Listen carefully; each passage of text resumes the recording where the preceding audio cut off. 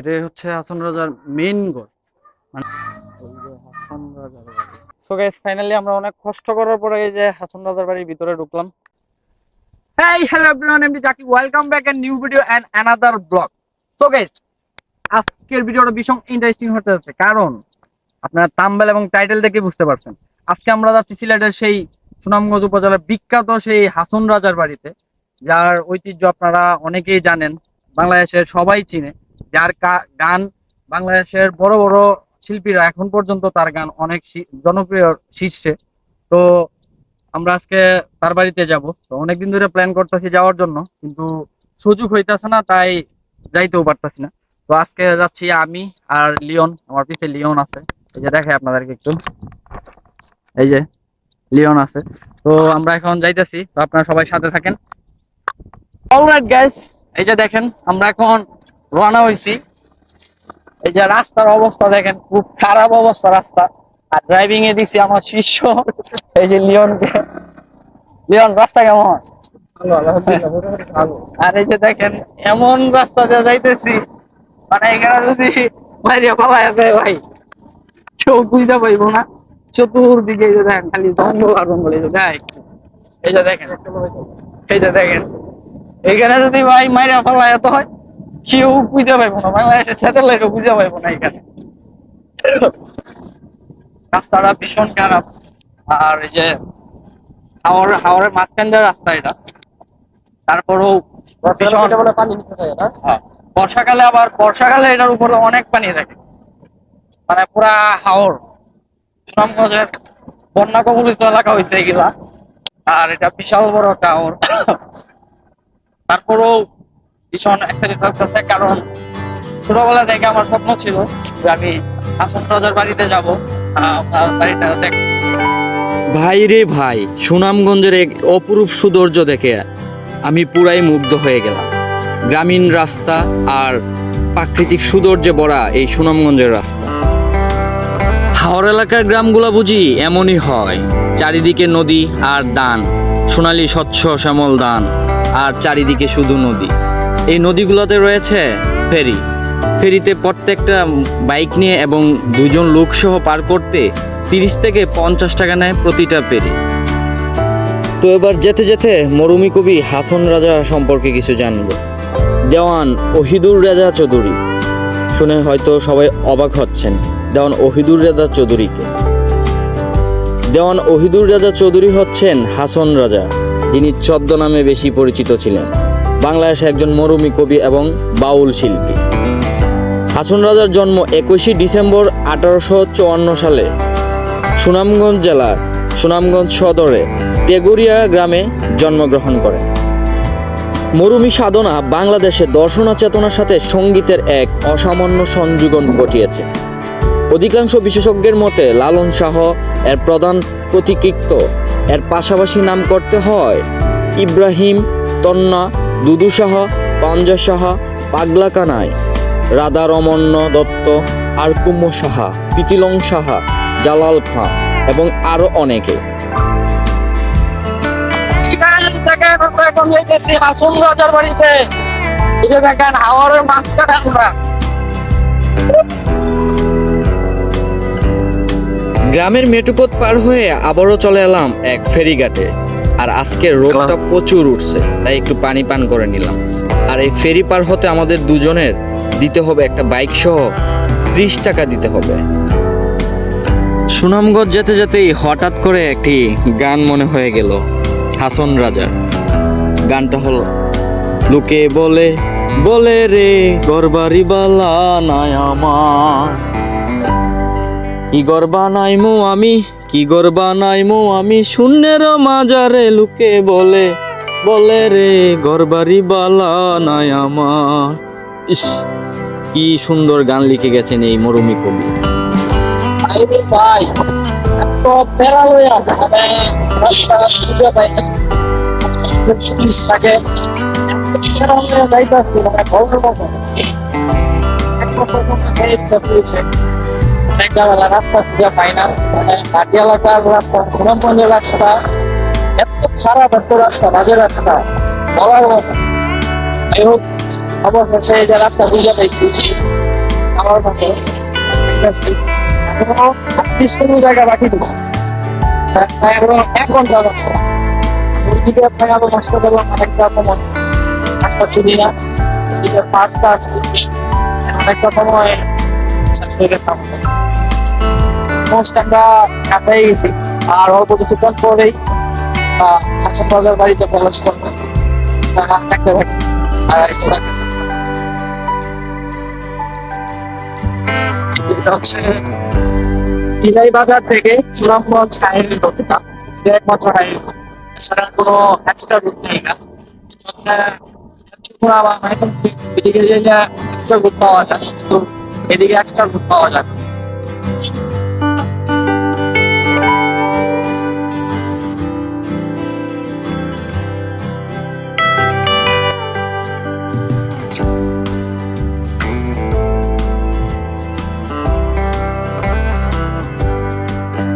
সুনামগঞ্জ দুটার অনেক সুন্দর একটা ব্রিজ, কত সুন্দর ব্রিজটা।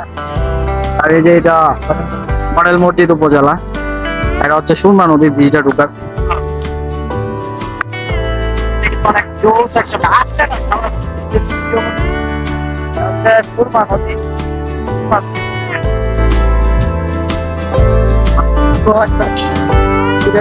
সময় তো আমাদের হাতে একটা সময় কম। হ্যাঁ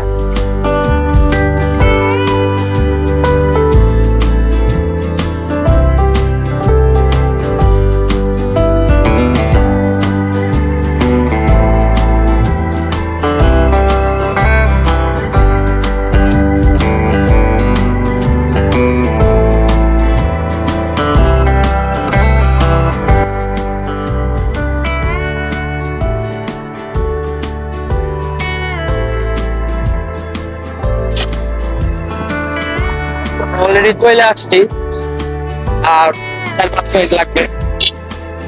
প্রবলেম একটাই, খুব ভয় লাগতেছে, ট্রাফিক হচ্ছে। আমাদের গাড়ির কোনো কাগজপাতি নাই, ড্রাইভিং লাইসেন্স নাই, মাথার হেলমেট নাই দুজনের, একজনেরও। তারপর হচ্ছে গাড়ির কাগজ নাই। মামলা গাইলে একসাথে অনেকগুলো আলহামদুলিল্লাহ খাওয়া যাবে, তাই ভয় করে ঢুকতে হবে। যাই হোক, যাই হোক, দেখা যাক, ভয় লাগতেছে। যাই রাস্তায় চাকা হইতে পারে,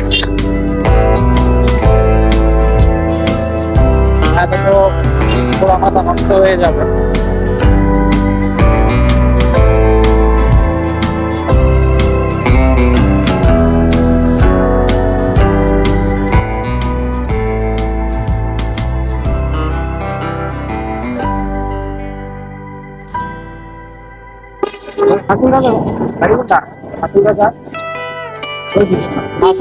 হাসন রাজা বাড়ি কোন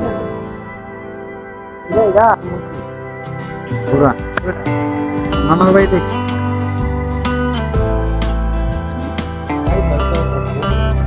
কোথায়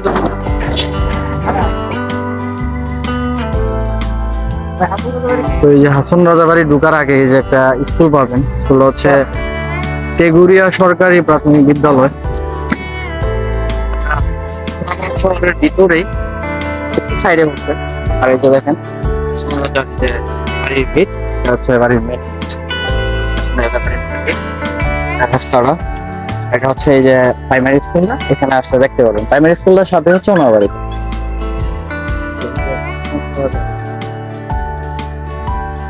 ভাই টিকিট 30 টাকা করে দুটো টিকিট। তো এখান থেকে দুজনে দুইটা টিকিট নিলাম, 30 টাকা করে, 60 টাকা। আর টিকিট নিয়ে এখন আমরা ভিতরে যাব। তো চলেন ভিতরে যাই, আসেন। এই যে দুইটা টিকিট নিলাম, এখন ভিতরে যাব। তো চলেন ভিতরের দিকে আগাই। সো গাইস, ফাইনালি আমরা অনেক কষ্ট করার পরে এই যে হাসন রাজার বাড়ির ভিতরে ঢুকলাম। অনেক তাড়া নিয়ে আইছি, কারণ রাস্তাঘাট কিছুই চিনি না, ফার্স্ট আসছি লাইফে। গেট পেরিয়ে টিকিট নিয়ে ভিতরে ঢুকতেই দেখলাম হাসন রাজার ছবি। আমি ভাবলাম এটাই হয়তো হাসন রাজার গড়, যেখানে তিনি বসবাস করতেন। কিন্তু না, পরে ভিতরে ঢুকে দেখলাম এটা ওনার বাদ্যযন্ত্র রাখার গড় ছিল। ওনার ব্যবহৃত প্রত্যেকটা জিনিস এই গড়ে সাজালো গোছালো ভাবে রাখা আছে। মরুমি কবি হাসন রাজার পুত্রদের কয়েকজন। এটা হচ্ছে দেওয়ান তমুর রাজা চৌধুরী, দেওয়ান আনোয়ার রাজা চৌধুরী, দেওয়ান ওবায়দুল রাজা চৌধুরী, রাজা চৌধুরী, দেওয়ান কামাল রাজা চৌধুরী। মানে এখানে তার পুত্রদের ছবি দেওয়া আছে। এটা হচ্ছে দেওয়ান আনোয়ার রাজা চৌধুরী, হাসন রাজার পুত্র, যিনি এই বংশের শেষ জমিদার। উনি হচ্ছে এই বংশের শেষ জমিদার। আর এই যে কবির উল্লেখযোগ্য গান ইংরেজি অনুবাদ সহ।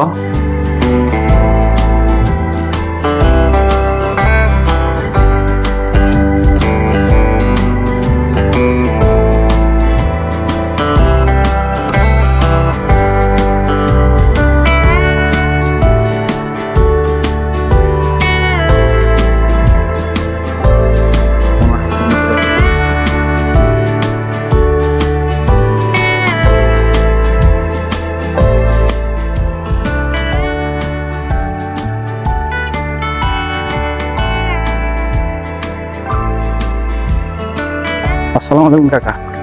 কাকা বাসা গিয়ে দিকে সামনে না? আচ্ছা, ওনার যে মেইন ঘরটা আছে কাকা, এটা এদিকে এদিকে না? তো এটা আসছিল এই যে মেইন ঘর, দেখেন।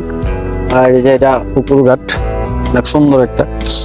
তো এটা হচ্ছে হাসন রাজার মেইন ঘর ছিল, মাটির ঘর ছিল, কিন্তু এখন নাই। 1858 থেকে 1922 খ্রিস্টাব্দে এই বিটের উপর দাঁড়িয়েছিলেন মরহুমি কবি হাসন রাজা। বাঁশ দ্বারা নির্মিত আটচালা মাটির ঘর, এখানে বসে তিনি গান রচনা করতেন। এই ঘরের ভিতরে ঢুকা নিষেধ, পারমিশন নেই। এটাই হচ্ছে হাসন রাজার মেইন ঘর, মানে যেটা মাটির ঘর ছিল, কিন্তু এটা পুনর্নির্মাণ করে এটাকে এই সিস্টেম করছে। অনেক ইচ্ছা ছিল এই ঘরটার ভিতরে ঢুকার, কিন্তু কর্তৃপক্ষ আছে, ঢোকার জন্য নিষেধ আছে। এটা এই গেটটা মনে হয়, এই যে এই গেটটা, এটা মনে হয় অনেক পুরানো। আর এই যে এটা হাসন রাজার দানের ঘর, দানের গোলা ঘর, যেখানে হাসন রাজা দান রাখতেন এখানে আগের দিনে। বাড়িঘর এখানে এখন অনেক লোকজন থাকে। আর এখানে এই যে হাসন রাজার বাগান ছিল, এটা পুরানো, অ্যাকচুয়ালি পুরানো ঐতিহ্য কিছু এখানে দেখার মতো নাইগা। দেখার মতো ওই যে ফার্স্ট ভিডিওতে যেগুলা দেখাইছি আপনাদেরকে, যে ওনার ইউজ করা জিনিসগুলা, ওইগুলাই হচ্ছে ওনার স্মৃতি, এছাড়া আর কিচ্ছু নাই। আর এগুলা যা বাগান ছিল, বসতবাড়ি ছিল, আর এগুলা যা হয়েছে সব নতুন। পুরানো ঐতিহ্য জিনিস দেখার মতো কিছুই নেই। পরিবেশটা আসলে খুব নিরিবিলি, কোনো ক্রাউড নাই, খুব ভালো লাগে। শত কষ্টের পরে আইসা আসলে ভালোই লাগতেছে, কারণ কষ্টটা সফল হয়েছে। তারপরে আরেকটু ভালো লাগতো যদি হাসন রাজার মেন ঘরের ভিতরে ঢুকতে পারতাম, কিন্তু ঢোকার নিষেধ। যাই হোক, বাংলার ইতিহাসে, বাংলার বুকে অনেক বড় একজন নামকরা একজন কবি, লেখক এবং গায়ক, এবং তিনি একজন রাজাও ছিলেন। আর ওনার গানগুলা এখনো মানুষে গায় অনেক। তো ওনার বাড়িতে আইসা আসলে ভালো লাগতেছে, যে আমার ছোটবেলা থেকে স্বপ্ন ছিল হাসন রাজার বাড়িতে আসবো। তো এই যে হাসন রাজার বাড়িটা, আসলে আমার খুব খুশি লাগতেছে এখানে আইসা। কি করো?